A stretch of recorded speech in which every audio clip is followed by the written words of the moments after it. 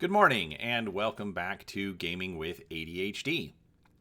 Today we are taking our final look at the Starfinder Galaxy Exploration Manual, and today we're going to be focusing on the Building Worlds rules from this book. Now, just a quick overview in case you haven't watched any of my other videos. This book was released in 2021. If you're watching this when I release it, it has been out for about a month now. And it is 159 pages of content. It is $39.99 for the print version and $9.99 as a PDF version directly from Paizo on their website. It includes rules for creating planets, exploring star systems, and sandbox play. Now, I've covered the star system exploration rules and the sandbox play guidelines in my first two videos, and so in this video we're focusing on creating planets and the rules that they've provided for that. Now, when building worlds, they've got basically 2 pages of guidelines. So the guidelines are kept fairly simple but then broken out into more detail, which is what I'll do here today. Now, it's 5 steps, the first one being the world type, then the gravity and atmosphere, the biomes that you'll find on that planet. So biomes are the different types of environments, forests, mountains, things like that. Cultural attributes, and the finishing touches. So those are the 5 steps that you're going to take. The steps are structured, but they're also advised to be flexible. So they all provide different random charts that you can use. And so they give you options to either select from the chart or roll if you're not sure what you want to do. Now, the steps are fixed as far as how they put them together, but they do suggest different variants, different ways you can do something.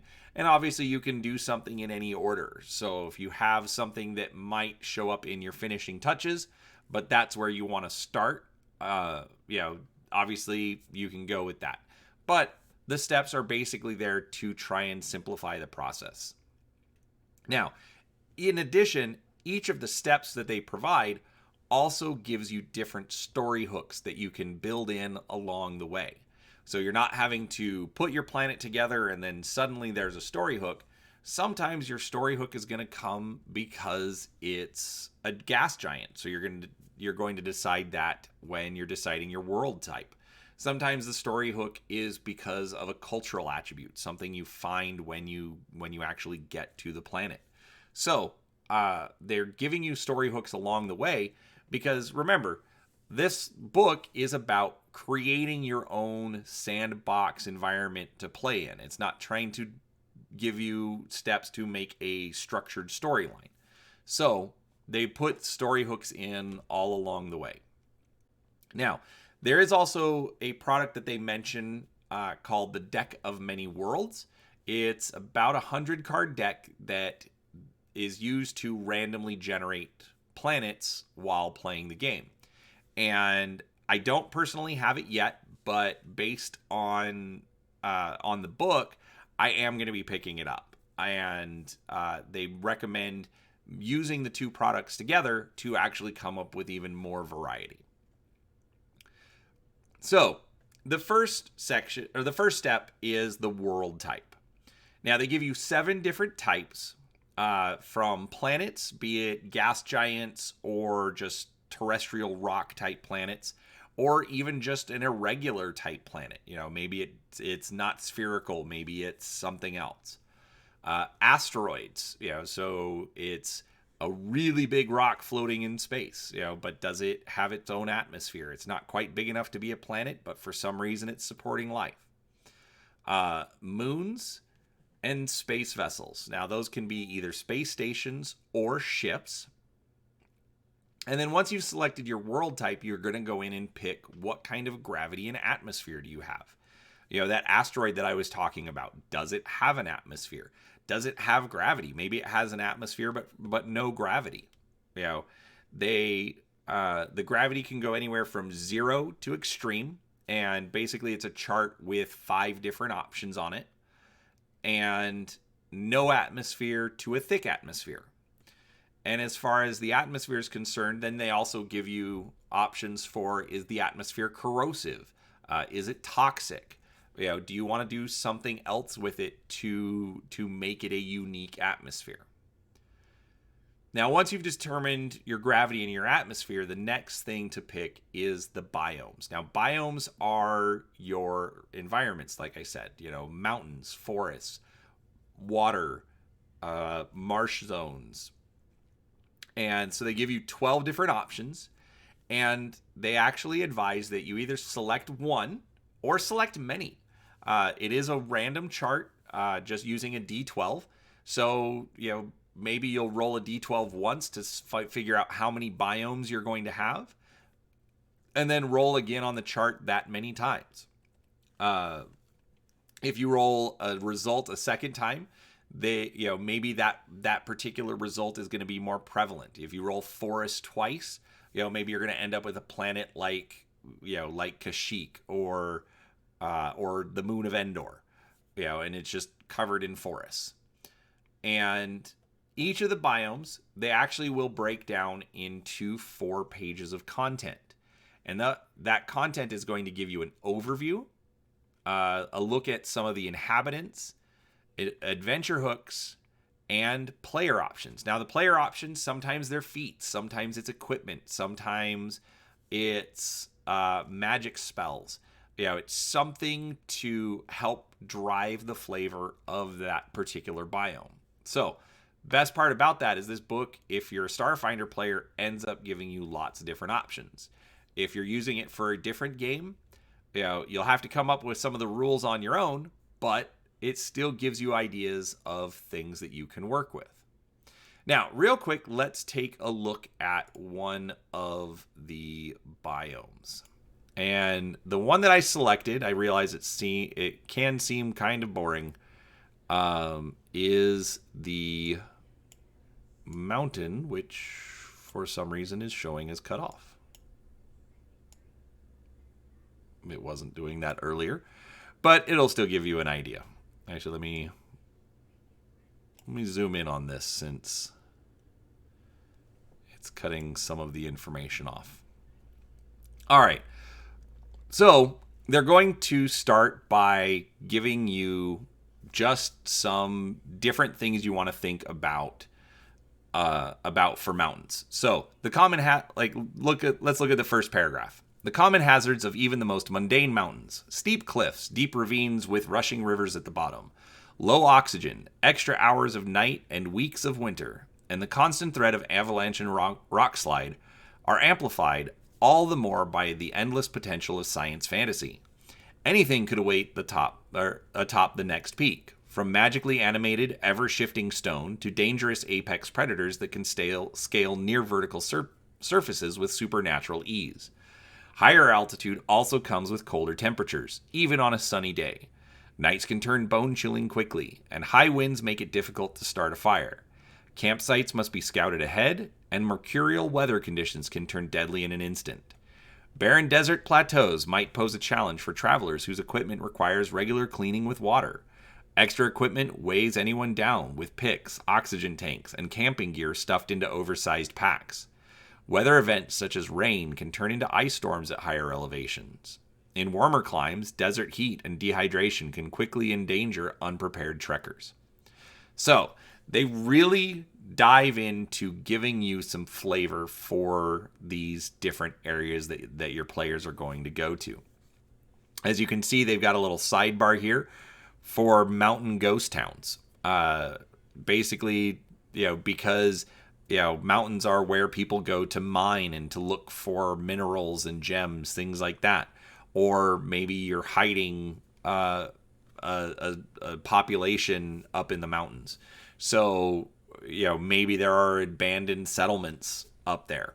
And so, giving these little bits of flavors that you may not necessarily think of on your own, I think is a fantastic bit of work that they've done.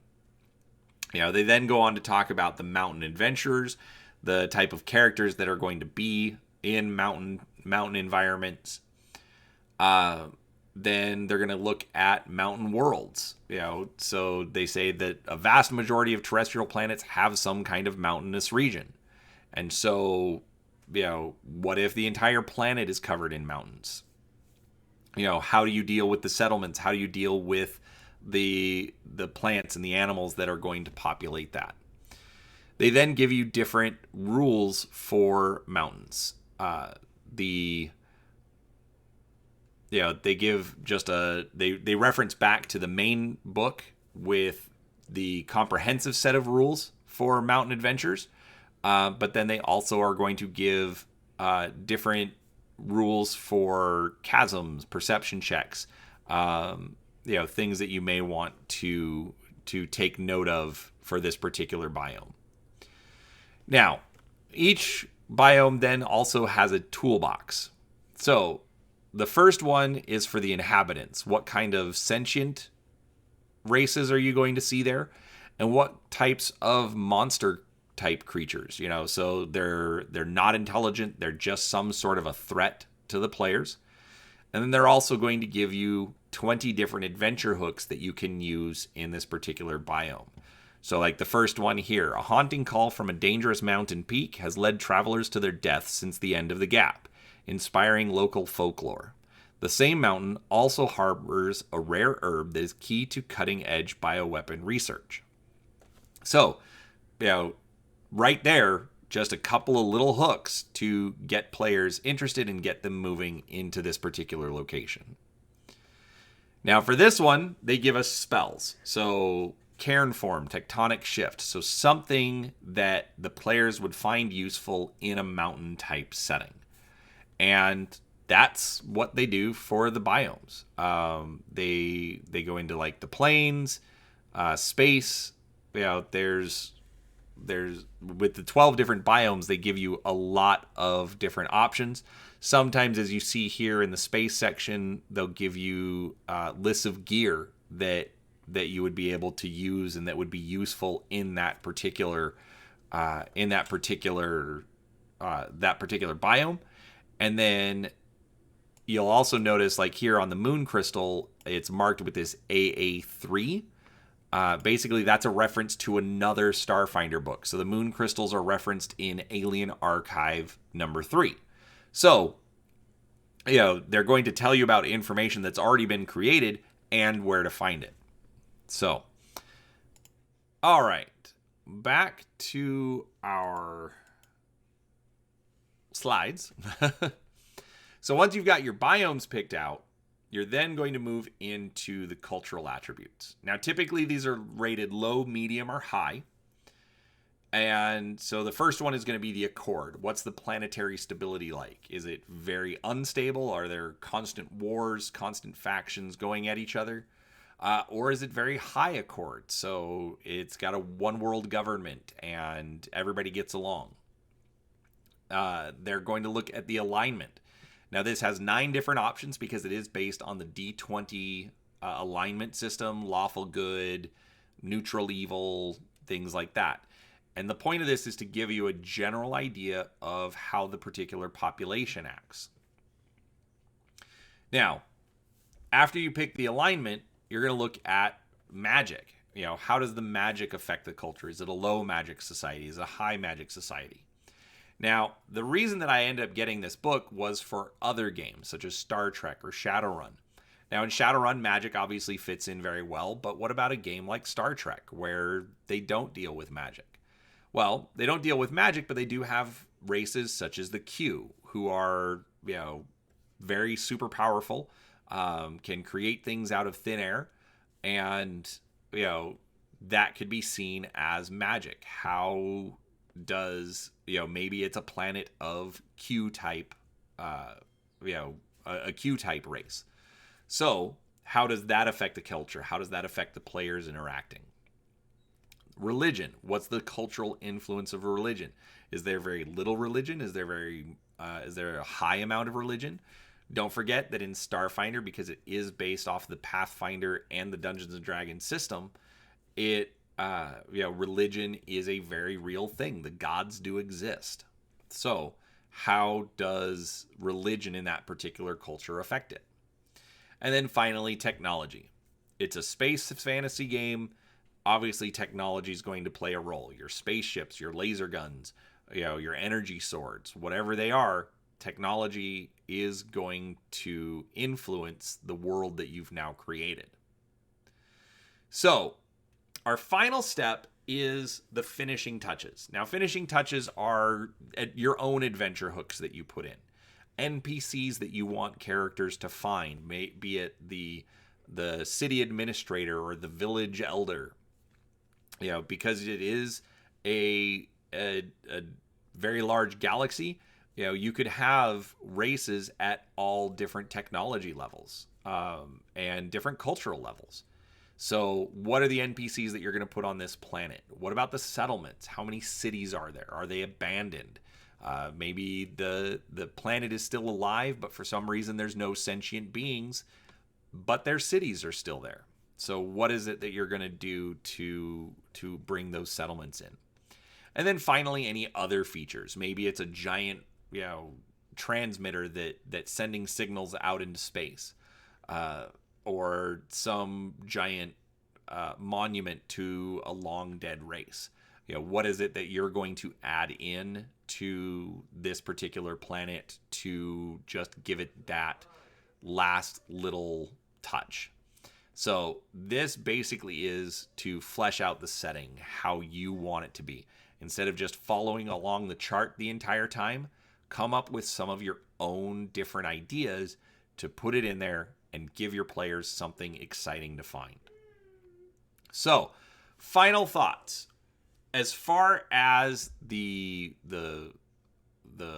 world building rules that they've provided, I think this is fantastic. I was actually working on a project that once I found this book, partly because of the ADHD, I set it aside. I wanted to see how these rules worked out and see if I could use them to help me put this project together. And I've definitely come up with some ideas and found some ways that I'm going to be using it to finish that project off. I've got a couple weeks left that I can do that. So I really like the system that they put together. I think they've made it structured enough that it's easy for someone like me to follow, but then flexible enough that if I get a weird idea that I want to use, it's very easy to slide it in and make it useful. Now, overall, as far as the book is concerned, I've already said this twice before, but I absolutely think this book is a fantastic deal. For a $10 PDF, this is a bargain.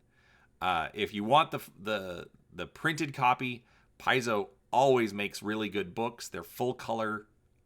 They're printed very well. They've got great binding. I don't have any issues with any of the products I've ever purchased from Paizo. And so, regardless, I'll be honest, I don't know if I would spend $40 on this book, but I regret nothing about buying the PDF. And lately I've been taking my iPad with me, which is pretty good for reading on. And so I've actually been switching over to PDF a lot more lately anyways. So regardless, I definitely recommend that you check this book out. If it's something that interests you, I definitely recommend picking it up.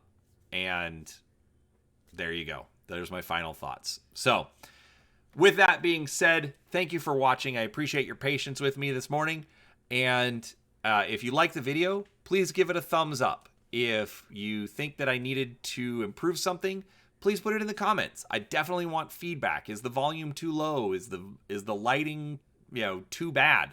Are my slides just distracting and not useful? Should you just stare at my beautiful face? I don't know. Let me know in the comments. I definitely want to hear from you. But if you haven't yet, please do subscribe to the channel. I just hit 125 subscribers. It's been growing quickly, and I'm having a lot of fun doing this. And I'd love to keep doing it. And so please subscribe to the channel. Let people know about it. And we will talk to you next time. Thanks for watching.